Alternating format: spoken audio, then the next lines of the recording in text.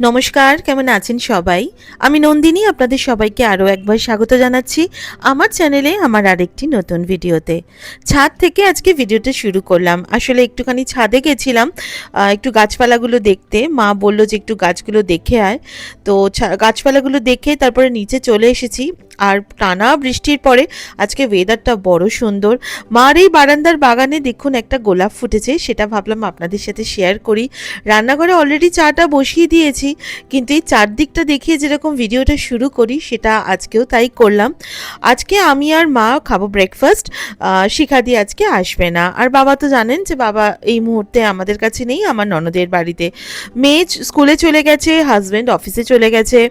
তো রাইকে স্কুলে দিয়ে এসে তারপরে একটুখানি এই সুন্দর পরিবেশটাতে বারান্দাতে আর ছাদে খানিকক্ষণ কাটানোর পর বানিয়ে নিচ্ছি ব্রেকফাস্ট, আর তার সাথে চা। মার চা যেরকম নিয়মিত হয়, আর আমার হচ্ছে দুধ চা। এই সারাদিনেই 1 কাপ দুধ চাই আমি খাই এখন। আর আজকে আমাদের একদম ফাঁকিবাজি ব্রেকফাস্ট। তো ব্রেড কিনে নিয়ে এনেছিলাম। তো মা এই যে স্লাইস ব্রেড, এটা মা খেতে পছন্দ করে না। তো মার জন্য ওই লম্বা ব্রেড আর আমার জন্য স্লাইস ব্রেড। আর আজকে জ্যাম দিয়ে খাচ্ছি ব্রেডটা। আমাদের ছোটোবেলাতে জেনারেলি আমি যে জ্যাম খেয়ে এটা বড় হয়েছি সেটা হচ্ছে হয় মিক্সড ফ্রুট জ্যাম, নাহলে পাইনঅ্যাপেল জ্যাম, তার কিছুদিন পরে এলো ম্যাঙ্গো জ্যাম। কিন্তু আমার ছোটোবেলাতে না আমি কখনো অরেঞ্জ জ্যামটা সেভাবে খাইনি। এখন বেশি অরেঞ্জ জ্যামটা বেশ ভাইরাল। আর এই অরেঞ্জ জ্যামের মধ্যে অরেঞ্জের যে পাল্প আর তার যে একটু খোসা সেটাও থাকে। একদম মনে হবে যেন কেউ ফ্যান্টাটাকে জমিয়ে এরকমভাবে জ্যাম তৈরি করেছে। ব্রেকফাস্ট বানাতে বানাতে আমাদের যে জমাদার দাদা, উনি এসে নক করলেন যে দিদি ময়লাগুলো দিয়ে দাও। তো সকালবেলা সব বাড়িতে যেরকম ব্যস্ততা থাকে আর কি। তো ময়লা টয়লাগুলো বারটার করে দিয়ে হাতটা ধুয়ে দরজাটা বন্ধ করে আবার ব্রেকফাস্ট করে নেব আমি আর মা। তো আমার জ্যামের সাথে মানে ব্রেডটা রেডি, তার সাথে দুধ চা। এবার মা আর আমি বসে খানিকক্ষণ একটু কথা টথা বলবো, কি রান্না বান্না হবে সেসব নিয়ে আলোচনা হবে। তবে আজকে যেহেতু শিখাদি আসবে না, তো সেই জন্য রান্নাটা আমার আজকে সকালবেলাতেই হয়ে গেছে। তো এখন ব্রেকফাস্টটা করে নিয়ে বাকি যে ঘরের কাজগুলো সেগুলো করে নেব। ওই যে বলছিলাম, যেহেতু আজকে দিদি আসবে না, তো আমার সকালবেলায় একদম রান্না টান্না সব হয়ে গেছে। তো আমি একেবারে সমস্ত বাসন টাসনগুলো মেজে নিয়ে তারপরে রান্নাঘরটা খুব ভালো করে পরিষ্কার করে নিলাম। আসলে রান্না বান্না হয়ে গেলে রান্নাঘরটা যত তাড়াতাড়ি পরিষ্কার করে নেব তত তাড়াতাড়ি ভালো লাগে দেখতে, না হলে আমার কীরকম একটা কষ্ট হতে থাকে। আসলে চারদিকটা ওইরকম পুরো একদম ঘাঁটা থাকে না, তো সেই জিনিসটা আমার একদম ভাল লাগে না। মাঝে মাঝে আমি অনেক ভিডিওতে দেখি যে অনেকের রান্নাঘরটা কি সুন্দর নিট অ্যান্ড ক্লিন, কত রকমের জিনিসপত্র দিয়ে সাজানো রয়েছে, সো অ্যাস্থেটিক, দেখতে ভীষণ ভালো লাগে। কিন্তু আমি মাঝে মাঝে ভাবি তাদের রান্নাঘরে কি কোনো রান্না বান্না হয় না? মানে তাদের ইচ অ্যান্ড এভরিথিং এত ওয়েল ডেকোরেটেড থাকে। জানি না, আসলে আমাদের বাড়িতে রান্না বান্না যেরকম হয় একটা মধ্যবিত্ত সংসারে, মধ্যবিত্ত বাড়িতে যেরকম ব্যাপার হয় আর কি।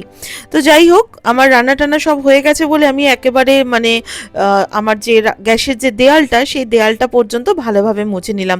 আসলে কাজ করতে গেলে একটা কাজ করে আর একটা কাজ করবো না, সেটা করলে তখন বিরক্তই লাগে। আর যদি চোখের সামনে এতটুকু তেল ফেল দেখি না, তখন শরীরের মধ্যে কেমন যেন একটা হতে থাকে। আমার হাজব্যান্ড বলে কি তোমার এটা একটা ডিসঅর্ডার আছে। আসলে তা না, সবসময় সব জিনিস অর্গানাইজ রাখতে রাখতে রাখতে রাখতে এটা মানুষের একটা অভ্যেস হয়ে যায়। আশা করি আমার মতো যারা আছেন তারা আমার এই ব্যাপারটার সাথে রিলেট করতে পারবেন। অনেকে হয়তো ব্যাপারটা বুঝতে পারে না, কিন্তু যারা এই ধরনের করেন আর কি, তো তারা বুঝতেই পারবেন। মানে ওই জন্যই বললাম যে রিলেট করতে পারবেন যে এই রকমভাবে চারদিক ছড়িয়ে থাকলে খুব বিরক্ত লাগে। তো যাই হোক, আমার রান্না টান্না সমস্ত ঘর গুছিয়ে টুছিয়ে নিয়ে মুছে টুছে নিয়ে কিছু মুদিখানার থেকে আনা জিনিসগুলো আমার ঢালা বাকি ছিল, তো সেগুলো এখন একটুখানি ঢেলে নিচ্ছি। ওটসটা শেষ হয়ে গেছিলো, তাই ওটসটা ঢাললাম। আর এই চিড়েটা এনে রাখলাম। চিড়েটা আমার বাড়িতে মাঝে মাঝে ভালো মতোই ইউজ হয়, কারণ রাই কখনো কখনো স্কুলে খেয়ে যায়, কখনো আমি ইডলি ধোসাতেও একটুখানি দিয়ে দিই, বা চিড়ের পোলাও তো আমাদের বাড়িতে হয়ই। তো বিভিন্ন ক্ষেত্রে আর কি চিড়েটা ইউজ হয়। আর যদি কখনো এরকম বিকেলবেলা মনে হয় যে চায়ের সাথে একটুখানি চিড়ে ভাজা করে খাওয়া হবে, সেটাও আমি আপনাদের সাথে অনেকবার শেয়ার করেছি আমার ভিডিওতে। তো সেই জন্য চিড়েটা আমি বাড়িতে সবসময় স্টকে রাখি। আর ওটসটা তো এখন ব্রেকফাস্টের জন্য একটা খুব সাংঘাতিক রকমের ডিজায়ারেবল জিনিস। তবে যদিও এখন বিভিন্ন ডক্টররা বলছেন যে ওটসটা খাওয়াটা সেই অর্থে ভালো নয়, যতটা ভালো হচ্ছে সকালবেলা ফার্মেন্টেড ফুড খাওয়ার জন্য। তো ফার্মেন্টেড ফুডে গাট হেলথ যেহেতু ভালো থাকে, আর যে কোনো হেলথ ইস্যুর প্রথম যে ব্যাপারটা সেটা হচ্ছে গাট হেলথ। যদি কারোর গাট হেলথ ভালো থাকে তাহলে তার সারা শরীর, তার সব কিছু তার ভালো থাকবে, হেলদি থাকবে। এনিওয়েজ, আমার খুব সীমিত জ্ঞান, যতটা আমি জানি ততটাই আপনাদের সাথে শেয়ার করলাম। তো এদিকে আমার খাটটাটগুলো গোছানো তো হয়েই গেছে, আর টুকটাক যেগুলো জিনিসপত্র এদিক ওদিকে ছিল সেগুলো একটুখানি গুছিয়ে টুছিয়ে নিয়ে ঘর দুয়ারটাকে একটু ভালো করে ঝাড়টাট দিয়ে নেবো। আসলে আজকে যে মানে অন্যদিন কি হয় না, শিখাদি তো এই কাজগুলো করে দেয়, তো সেই জন্য আমি সকালবেলা ব্রেকফাস্ট করে বা ব্রেকফাস্টটা বানিয়ে আমি স্নান করে পুজোটা করে নিই। কিন্তু আজকে যেহেতু আমাকে সমস্ত বাসি কাজগুলোকে করতে হচ্ছে, তো স্বাভাবিকভাবে আজকে পুজোটা একটুখানি দেরিই হচ্ছে। আর এই ঝাঁটাটা তো আমি কিনেছিলাম অনলাইনে। এই ঝাঁটাটা এক্সটেন্ডেবল, এই ঝাঁটাটাও কিন্তু বড় হয়ে যায়। আমি আপনাদেরকে এর আগেও শেয়ার করেছি যে আমি যে ধরনের ঝাঁটাগুলো ইউজ করি ঘরের কাজে, সেগুলো সবকটাই কিন্তু এক্সটেন্ডেবল। কারণ যেহেতু আমার একটুখানি ব্যাক পেনের প্রবলেম আছে, তো আমি খুব নিচু হয়ে কিছু কাজ করতে পারি না। আর এখন তো এই ম্যাজিক মপ প্রত্যেকের বাড়িতেই রয়েছে, একটা দারুণ মুশকিল আসান জিনিস। তো ঘরটারগুলো মুছে টুছে নিয়ে তারপরে আমি যাব স্নান করতে।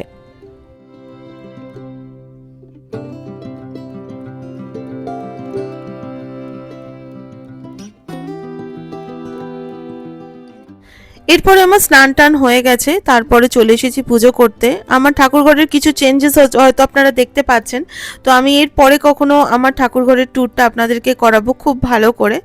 তো আমি এখন পুজোটা করে নেব। আর ওই যে বলছিলাম সকালবেলা প্রত্যেক দিন আমার পুজোটা হয়ে যায়, কিন্তু যেহেতু আজকে শিখা দিয়ে আসেনি, বাকি কাজগুলো করতে করতে আজকে আমার বাড়ির ঠাকুর খুব দেরিতে মানে তার পুজোটা পেলো আর কি।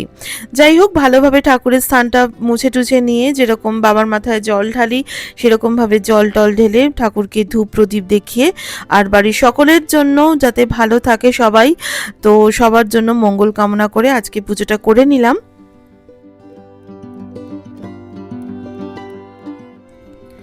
এরপর আপনাদের সাথে ডাইরেক্ট দেখা হচ্ছে সন্ধ্যাবেলায়।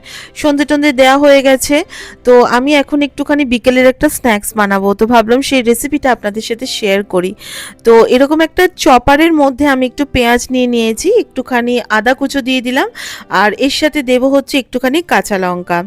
এবার এটাকে খুব ভালো করে চপ করে নেব।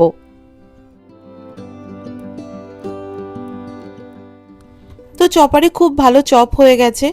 আসলে আজকে আমি বানাবো হচ্ছে পেঁয়াজ আর আলুর ওই যে খাস্তা কচুরি হয় সেই জিনিসটা। বাড়িতে সবাই ভাজাভুজিটা তো খেতে ভীষণ ভালোবাসে, তো বাইরে থেকে কিনে আনাটা না আমি এখন একদম বন্ধ করে দিয়েছি, কারণ বাইরের তেলটা একদমই ভালো না। সেই তেল কিন্তু আমাদের শরীরে বিভিন্ন রকম রোগের কারণ। তো যাই হোক, ফিরে আসি রেসিপিতে। কড়ার মধ্যে তেল দিয়েছি, একটুখানি মেথি ফোড়ন দিয়েছি, একটু জোয়ান ফোড়ন দিয়েছি, একটু জিরে ফোড়ন দিয়েছি। এরপর এর মধ্যে ওই যে চপ করা যে মানে পেঁয়াজ লঙ্কা আদা সেটা দিয়ে দিলাম, আর যেরকম রেগুলারের মশলা নুন হলুদ জিরে লঙ্কা। আর এটা হচ্ছে আমার বাড়িতে তৈরি একটা ভাজা মশলা। এর মধ্যে জিরে আছে, ধনে আছে, শুকনো লঙ্কা আছে, তেজপাতা আছে, আর দু একটা লবঙ্গ রয়েছে। আমি এই ভাজা মশলাটা করে রাখি যে কোনো কিছুর সাথে না, এই ভাজা মশলাটা যে কোনো নিরামিষ তরকারি বা ঘুগনিতে খুব ভালো লাগে। এটাকে ভালো করে কষিয়ে নিয়ে দিয়ে দেবো 2 চামচ মতো বেসন। এই বেসনটাকেও খুব ভালো করে এর সাথে মিশিয়ে নিয়ে ভালো করে একটু ফ্রাই করে নিতে হবে, যাতে বেসনের কাঁচা গন্ধটা না থাকে। এইভাবে মুগ ডালের কচুরিও করা যায়, তবে সেটা না হয় অন্যদিন শেয়ার করব। এরপর দিয়ে দিলাম কসুরি মেথি, আর হচ্ছে আলু সেদ্ধ করা আলু। এবার এই সেদ্ধ করা আলুটা দিয়ে এই যে মশলাটাকে খুব ভালো করে স্ম্যাশ করে করে আমাকে মিশিয়ে নিতে হবে। আর এই যখন মশলাটা কষাতে হবে তখন যেন তেলটা একটু কম থাকে। আচ্ছা, তেলের মধ্যে আমি মেথি না, অ্যাকচুয়ালি ওটা ধনে ফোড়ন দিয়েছিলাম, সেটা বলতে মানে আপনাদের কাছে এটা বলাটা আমার ভুল হয়ে গেল। তো এরপরে আমার মশলাটা তৈরি হয়ে গেছে।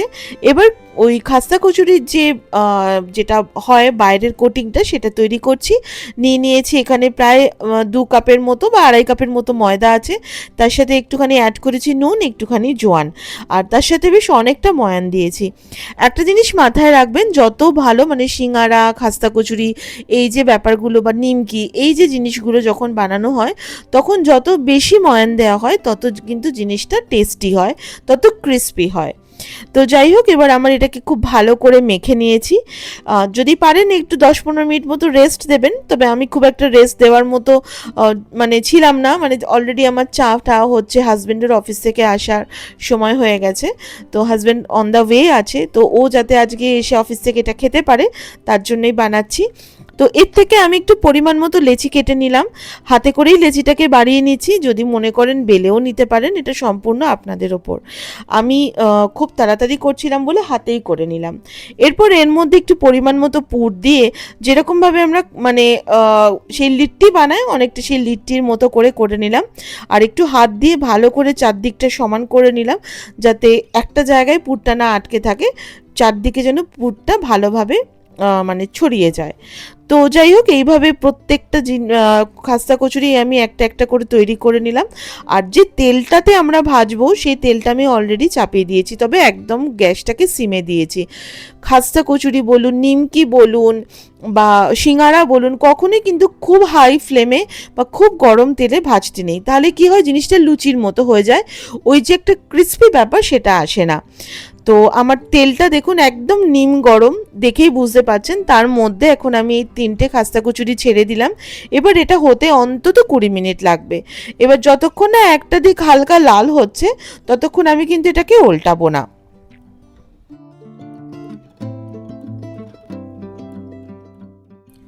হালকা একটুখানি কালার ধরেছে দেখতে পাচ্ছেন, এবার এটাকে একটুখানি নেড়ে চেড়ে উল্টিয়ে দেব। তারপরে যখন একদম সুন্দর গোল্ডেন কালার হবে তখন সেটাকে ভেজে তারপর তুলে নেব।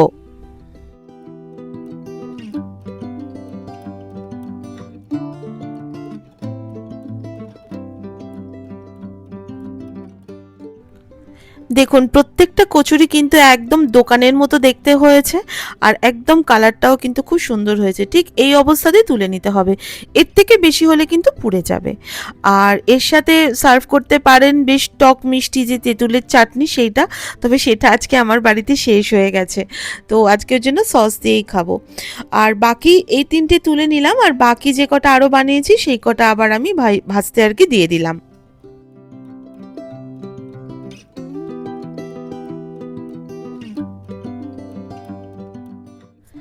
মেয়েকে দিয়েছি, মাকে দিয়েছি, এবার হাজব্যান্ডের জন্য নিচ্ছি। হাজব্যান্ডও ফ্রেশ হয়ে চলে এসেছে। তো আজকে ওই 2টো খাস্তা কচুরি, তার সাথে একটু টমেটো সস দিয়েছি। তো এটা এখন হাজব্যান্ড খাবে, আর আমিও আমার জন্যও নিয়েছি। আর হাজব্যান্ড খাবে কফি, তার জন্য ওকে কফি করে দিয়েছি। তবে আমি আর একদম বিকালের দিকে মানে গ্রিন টি ছাড়া আমি আর দুধ জাতীয় কোনো খাবারই আমি আর খাই না। এবং বিশ্বাস করুন তার জন্য কিন্তু আমি অনেক ভালো আছি। আমার এই যে গ্যাস অম্বলের যে ব্যাপারটা ছিল সেইটা থেকে কিন্তু আমি অনেকটাই মুক্তি পেয়েছি। কিন্তু সকালের দুধ চাটা আমি সত্যিই ছাড়তে পারছি না, না হলে যেন শরীরে কোনো এনার্জি পাই না, হয়তো সেটা আমার মানসিক। যাই হোক, তাহলে হাজব্যান্ডের সাথে বসে একটু কথা বলি আর খাস্তা কচুরি খাই। আর আজকে ভিডিওটাও তাহলে আজকে এখানে শেষ করছি। দেখা হবে আপনাদের সাথে নেক্সট ভ্লগে, আরও একটা দিনের গল্প নিয়ে আসবো। আমার ফেসবুক আর ইনস্টাগ্রাম পেজের আইডি দেওয়া রইল আমার ভিডিও ডেসক্রিপশন বক্সে, পারলে সেখানেও একটু বন্ধু করে নেবেন। তাহলে দেখা হচ্ছে নেক্সট ভ্লগে। ততক্ষণের জন্য সবাই খুব ভালো থাকবেন, নিজের যত্ন নেবেন। Take care, tata.